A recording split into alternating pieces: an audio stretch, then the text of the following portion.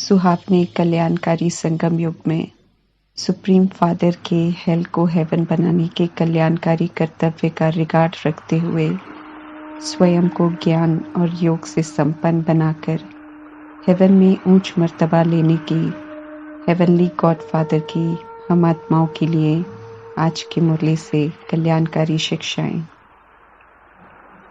Almighty supreme authority करावनहार परमात्मा की authority से हम आत्माएं सब कार्य करने वाले हैं। ये अटल निश्चय हो तो परमात्मा कहते हैं कि सब हुआ पड़ा है। कोई कितना भी बड़ा कार्य हो तो सहज अनुभव करेंगे। सदैव ऑलमाइटी अथॉरिटी को अपने सामने रखना है तो प्रश्न नहीं रह जाएंगे, बल्कि सारे प्रश्नों का जवाब सहज ही मिल जाएगा और अनुभव होगा कि बहुत सहज रास्ता है। परमात्मा यकीन दिलाते हैं और वरदान देते हैं।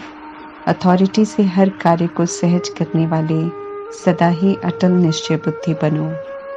कोई भी कार्य निश्चय को डगमग न करे, कोई संशय न आए। मन बुद्धि परमात्मा में और उनकी शिक्षाओं में एकाग्र रहे तो ये एकाग्रता की शक्ति दूसरों के या परिस्थितियों के परवश स्थिति को भी परिवर्तन कर देगी। पास्ट में अज्ञानता में किए हुए पापों को माफ कर याद से चुकतो करने की विधि बताते हैं रहम दिल परमात्मा, क्योंकि सृष्टि रूपी ड्रामा कर्मों के आधार से चलता है। जैसे कर्म किए हैं उसका परिणाम सामने आता जरूर है, उसका फल भी भोगना जरूर पड़ता है।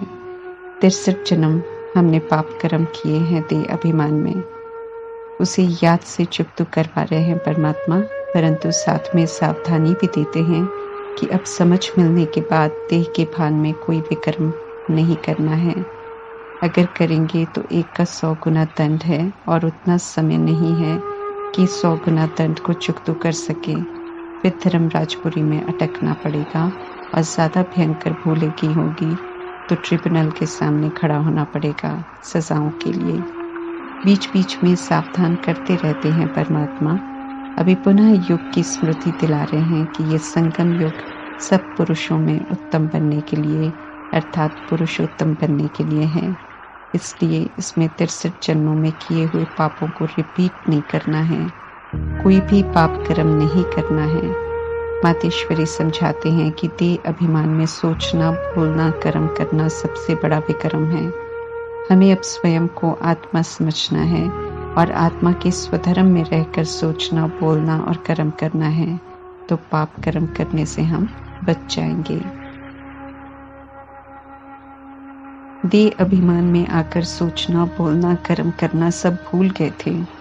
ये समझ परमात्मा से मिलती है जब सत्य बताकर परमात्मा स्पष्ट करते हैं कि हम सब कैसे असभ्य आसुरी बन गए हैं। विकारों के कारण खुद की कर्मेंद्रियों के गुलाम बन गए हैं। ऐसे में स्वयं को परमात्मा के हवाले करने में ही भलाई है। संगम युग में परमात्मा कहते हैं कि इससे बड़ा पुण्य नहीं है, क्योंकि जब मन बुद्धि से उन्हें समर्पण हो जाते हैं और उनकी श्रीमत प्रमाण चलते हैं तो परमात्मा पुण्य आत्मा बना देते हैं। परमात्मा की श्रीमत पर चलने के लिए ये जरूरी है कि जितनी मोह ममत्व की रस्सियां बांधी हुई हैं उन्हें खोलना है। ममत्व दुख देता है, इसलिए ममत्व को मिटाना है। ममत्व रहेगा तो रस्सियां अपनी तरफ खींचेंगी, परमात्मा का बन अपना और उनका कल्याण करने नहीं देंगी। जैसे कोई मर जाता है तो अनेकों रिश्तों को छोड़ जाता है, उसके लिए पुराने सारे रिश्ते समाप्त हो जाते हैं। ऐसे ही जब ईश्वर के हम बनते हैं तो मरजीवा बनते हैं, जीते जी विकारी रिश्तों को भूलते हैं और उन्हें अलौकिक में परिवर्तन कर उनके साथ रहते हैं। रिश्तों से विकारों को निकालते हैं। बाल बच्चे की जगह उन्हें आत्मा और परमात्मा की संतान समझकर व्यवहार में आते हैं। जब ममत्व होता है तो मारते हैं, डांटते हैं, जो हमें अच्छा लगता है वैसे करने को कहते हैं, परंतु परमात्मा का बच्चा समझते हैं तो मोह से छूटते हैं, देह अभिमान वाला व्यवहार नहीं करते तो संबंध भी सुधर जाते हैं, उसमें दिव्यता आ जाती है। संपूर्ण स्वाहा होने से आत्मा पुण्य आत्मा बन जाती है। विकारों प्रमाण चलना अर्थात आसुरी बनना। आत्मा सतयुग में निर्विकारी होती है, अब ईश्वरीय परिवार में आकर आसुरीपन को छोड़ फिर से निर्विकारी बन रहे हैं। आसुरी बंधनों से मुक्त होने के लिए पुरुषार्थ करना पड़ता है, क्योंकि बंधन बहुत पक्के हो गए हैं। दैवी गुणों को भी धारण करने का अटेंशन चाहिए। एक परमात्मा से योग रख ये परिवर्तन कर सकते हैं। राम राज्य चाहिए ऐसा सब कहते हैं, लेकिन परमात्मा समझाते हैं कि सारी दुनिया रावण राज्य में है। ये समझते नहीं हैं, क्योंकि समझ का नेत्र ही बंद है। राम राज्य कहते किसे हैं वो भी नहीं जानते, इसलिए हिंसा करते हैं राम राज्य स्थापन करने के लिए। राम वास्तव में निराकार परमात्मा है, जिन्हें लोग कहते हैं कि राम नाम सत्य है, जिनके लिए खुद ही कहते हैं कि सारा जग जपता है राम, लेकिन राम को नहीं जान पाया है। त्रेता युगी रामचंद्र तो परमात्मा नहीं है, लेकिन फिर भी उन्हें राम भगवान कहकर उनका मंदिर बनाने के लिए लड़ते हैं। निराकार राम जब अब राम का राज भी बताते हैं और राम राज्य अर्थात स्वर्ग की स्थापना कराते हैं, जहाँ पवित्रता सुख शांति होती है। सारी आत्माएं विस्मृत हो रावण रूपी विकारों की कैद में हैं, इसलिए सिर्फ एक सीता नहीं बल्कि सभी आत्माएं सीता हैं। इसी तरह द्रौपदी भी एक नहीं है, बल्कि हर वो आत्मा है जिसका पवित्रता का धर्म जागृत हो गया है और वो पुनः परमात्मा को पुकार रही है कि मेरी रक्षा करो, मुझे पवित्र रहना है। पार्वती भी एक नहीं है, बल्कि हर वो आत्मा है जो परमात्मा से मुरली अर्थात अमर कथा सुन रही है, अमरपन अमरलोक में जाने के लिए। इसी तरह अर्जुन सिर्फ ब्रह्मा नहीं है, बल्कि हर वो आत्मा है जो श्रीमत को मानकर अच्छाइयों को धारण कर स्वरूप बन रही है। निराकार परमात्मा को मनुष्य तन का इंस्ट्रूमेंट चाहिए। हम जीवात्माओं से बात करने के लिए अनुभवी आत्मा चाहिए, वृद्ध तन चाहिए, क्योंकि सर्वात्माओं को बच्चा कह संबोधित करना है। इसलिए 84 जन्म लेने वाली अनुभवी आत्मा का आधार लेते हैं। साधारण तन का आधार लेते हैं, तभी तो कोटों में कोई और कोई में भी कोई उन्हें यथार्थ पहचान खुद को स्वाहा कर ऊंच बरसा लेते हैं। करोड़ों आत्माएं बनती हैं उनकी, लेकिन साधारण होने के कारण सब नंबरवार पुरुषार्थ करते हैं। जिन्होंने एक्यूरेट पहचाना, उन्होंने पूरा कहना मानकर लक्ष्मी नारायण का मर्तबा लिया। परमात्मा तो घर में रहते, सभी के साथ रहते, पुरानी दुनिया के विकार और बुराइयों का संन्यास कराते हैं। अपनी देह से लेकर सारी दुनिया से वैराग, बेहद का वैराग कहते हैं।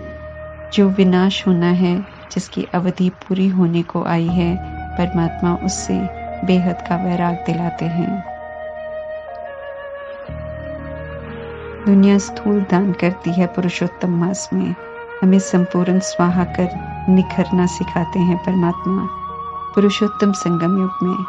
कलयुग का अंत है। जैसे हर युग बदलता है, ऐसे ही कलयुग भी समाप्त होना है। इसलिए समझ से दुनिया के स्वाहा होने से पहले हम तन मन धन से खुद को स्वाहा करते हैं, अर्थात ट्रस्टी बन तन मन को श्रीमत के प्रमाण यूज करते हैं तो पुरुषोत्तम बनते हैं। पुरुषोत्तम बनने की विधि बताते हैं परमात्मा, और फिर जो पुरुषोत्तम बन जाते हैं उनके लिए नई दुनिया भी बनाते हैं। भक्ति मार्ग में देवताओं की महिमा गाते हैं। परमात्मा देवताओं जैसा बनने का लक्ष्य देते हैं। श्रीमत सर्वगुण संपन्न 16 कलश संपूर्ण निर्विकारी बना देती है। मृत्यु लोक में जीवन का कोई भरोसा नहीं है, इसलिए जो भी समय है उसे सफल कर स्वयं को श्रेष्ठ बनाना है। जीवन तो परमात्मा कहते हैं कि खत्म हुआ ही पड़ा है। ये समय और श्वास हमें ग्रेस में मिलते हैं परमात्मा की तरफ से, ताकि हम अपना भाग्य बना सकें। जिनकी पूजा हो रही है, उन्होंने ये मिले हुए समय को अच्छे कर्तव्य करके सफल किया है। जैसे जगदम्बा ने जिन बातों पर कभी ध्यान भी नहीं दिया है, परमात्मा उनके राज बताते हैं। ईश्वरीय कार्य में मददगार बने, इसलिए भक्ति में अम्बा की पूजा सबसे ज्यादा होती है।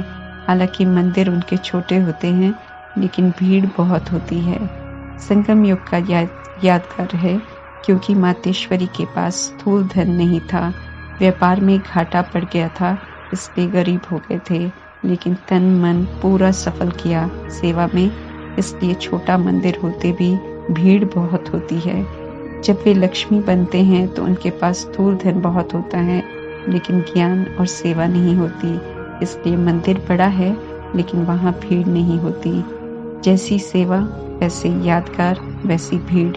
ब्रह्मा की आत्मा तो पुरुषार्थी होकर और संपूर्ण फरिश्ता बनकर दोनों ही रोल में बहुत सेवा करते हैं, इसलिए जगन्नाथपुरी हो या श्रीनाथपुरी दोनों में बहुत भीड़ होती है।